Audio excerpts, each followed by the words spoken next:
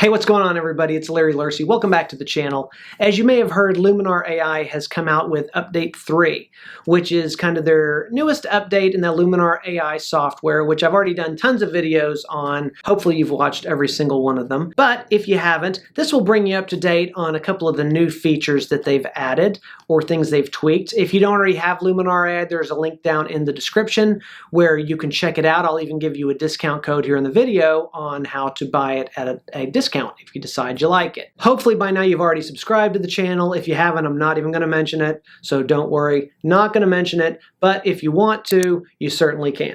But enough about all that. If you're ready to go, let's roll the intro.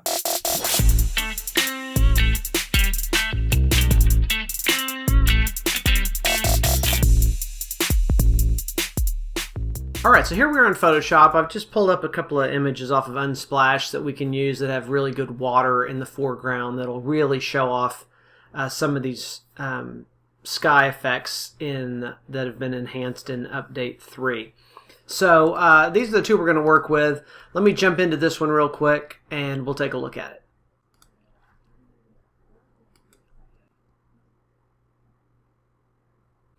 Okay, now if you have an older version of Luminar AI and you haven't updated yet, you will probably get something asking you to update. You can come up here and check under About Luminar AI. You want to make sure that you've got Update 3, the 1.3, because the stuff we're going to talk about in this video, you have to have Update 3, these specific enhancements we're going to look at. I'm going to kind of touch on 2 or 3 of the things that are big changes. You know, of course, anytime they have an update, with any software, really, they're going to fix bugs, make things run better. I believe one of the big things on this update was making it more compatible with those new Apple M1 chips. So if you've got a new Apple product that uses that M1, you're definitely going to want this update. But for those of us who don't have a new M1 computer, here's some of the changes that we get to have. First off, you'll notice over here when we're under templates, they've brought out the purchase templates into its own place. When you click in that, it will show you anything that you've purchased. You see, I haven't purchased any yet on here, but you can get more templates and it will bring up a whole bunch more that you can look at. And it really is an incredible jumping off point for a lot of your image editing. But we're going to leave that alone for right now. Go to Edit. One of the things that I like that they've changed is if we go here under, where is it, under Dodge and Burn? Here under the Dodge and Burn, you can see they've added this softness slider. Now, you know, we've had brush size before, decide how big of a brush, if you're going in doing some dodging and burning in here, and the strength you want it. But the softness is new, and what that does is, like, say, if we come down here and dodge out some area, that's not going to be very good. Go all the way to soft. Much softer edge. So most of the time when you're doing dodging and burning, you're going to want to use this softness so that it's not obvious what you're doing and you don't have straight lines like that in your image. There might be times that you need to have a hard edge like that, in which case you just bring it down. But I think a lot of the times you're going to want a definitely softer and probably lower strength, honestly, as you're coming through and doing little bits of dodging and burning like that. So that's a pretty cool improvement. Not something you're going to use on every image, but I do dodge and burning on a lot of images, so that softness is a really nice feature to have.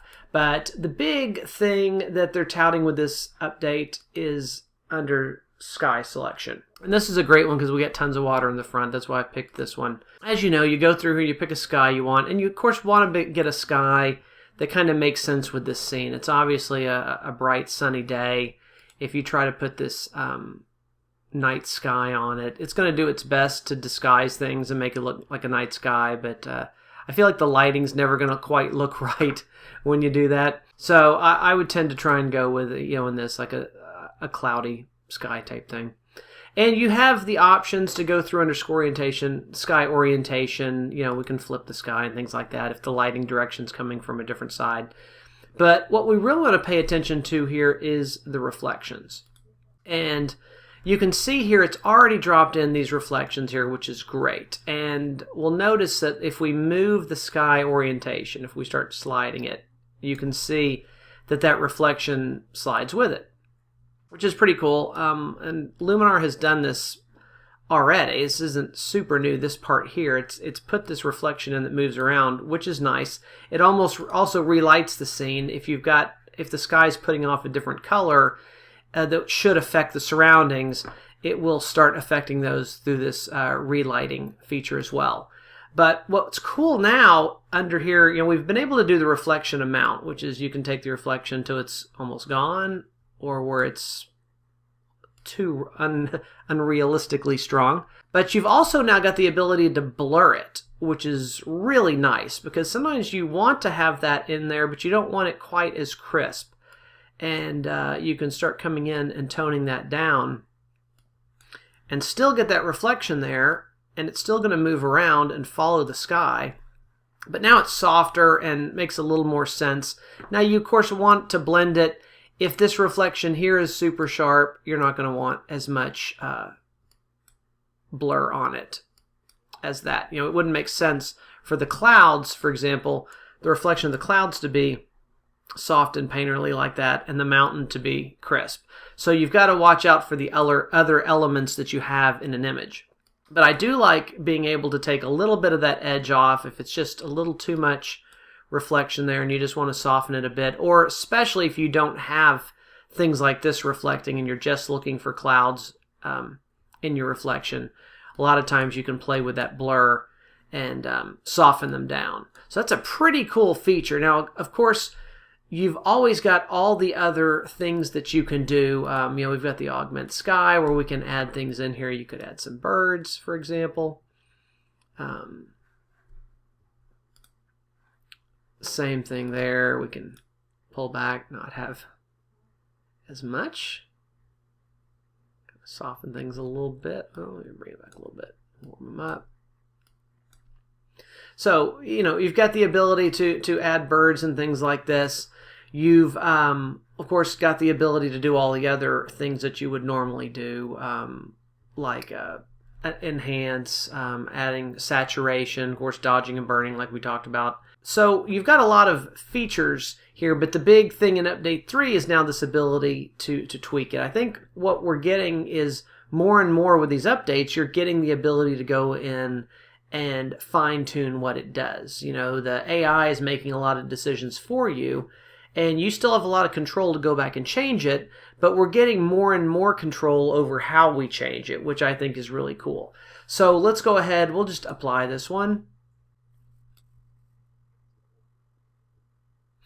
Come back in here and grab this other one. Now, one thing I will point out here is that, as you can see here, if we look at our layer, it's basically just gone through and changed this layer into this. So we don't really have any recourse if we decide we want to go back, other than going back in with the original image and things.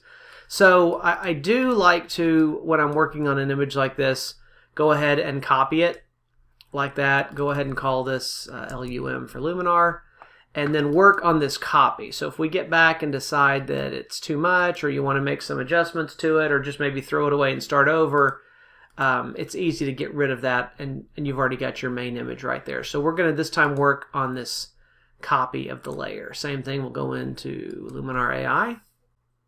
There we go. And we'll go back to edit. We're going to go right to sky, since that's kind of what we're focusing on with this. And we'll pick one, let's pick this one here.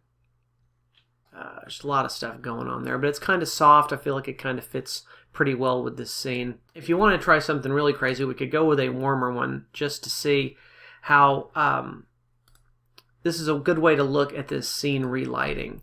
If we turn this all the way down and we look at the area here, like these trees and the snow, and if we bring up this relight, you see how it warms that, which is what it should have. We shouldn't have a warm sky with really cool reflections in the snow. So by going through and using this relight feature, it's going to make the whole scene look more realistic. Again, we've got kind of a blurry reflection here because it's not as much showing, but we can still move it around and we'll see those, see through there. You can see that your clouds are still moving in the reflection. Just not showing up as much here because we've got the rocks, but kind of shows you what you can do. And again, that's in here where you would work. You could turn up that reflection amount so we'd see it a little more in the water if you wanted. Blur's not going to do too much here because it's already a bit blurred. And see, I think that kind of makes the whole water look blur, so I don't think we like that because it sort of contrasts with this piece here. So this might be an area that you might not want to mess with that blur. You can go through here and mess with the sky, some of this haze and things. And, you know, look at all these options you have. I mean, you've got a ton of different things you can do to go in and get it exactly how you like. Now, I always recommend getting that sky in first. If you're going to go back in and do things, for example, like enhance, I like to have the sky in place first because then you know, one, how much sky enhancer you want to use, how much of this accent you want to use. And you don't want to get the scene kind of all how you like it and then go back and add the sky and it may not match. So I tend to do that one first. You come into structure, same thing, which you can boost up these a little bit. It's going to give you a little bit of sharpness. And just as you start moving through these different filters, and, you know, honestly, sometimes it's a matter of you just come in and say, well, let's try dramatic, and slide it over and say, well, that's too much. But you start playing around with it and you say, well, I kind of like this, but I don't like that we lost all the saturation, so you can bring some of the saturation back. So it's very interesting, but you've got a lot of different ways you can take an image here. And whether that's small things like dodge and burn, we're going to just go in and work on individual, trying to add some highlights to the trees, or you know, vignetting the edge of the sky, whatever you want. You've got a whole bunch of different things you can do. The trick really, in my opinion, with all this is going to be knowing when to say when you've done enough and haven't taken an image too far and messed it up. Let's go ahead and stick with this one for now. Go ahead and hit apply. And here we are back. And this is what I was talking about, where we've got it on its own layer where we can turn it off and on, which is pretty crazy. The before and the after, I think that's pretty cool. But having it here, one option we have is we can play it down some. If we say, well, I want to add a little bit of warmth to it, but that's a little extreme, you could play with your opacity here like that. Or like I say, you could just turn it off and go right back to your original and start over. And there you go. Really are a bunch of cool little fixes. You know, like I said, the having the softness on the dodge and burn is really helpful. But the extra addition to the sky replacement, where that reflection in the water where you can blur it a little bit, I think really makes that tool more powerful, because that is something that you often want to do. And I've had to go in and just kind of manually blur those reflections sometimes to make it a little more realistic, and being able to have that all done within the software is super helpful. But would love to hear your thoughts on it, and if you've had much success trying out the sky replacement, would love to hear about that. As I mentioned before, there's a link down below that you can go to the Luminar website. You can use the discount code LarryPhoto, and that'll give you a discount on your purchase. So whether you want to get the updated software or even some of those add-ons like extra skies or templates, you can use that discount code. So I hope that helps. I hope to see you again soon. Take care. Bye-bye.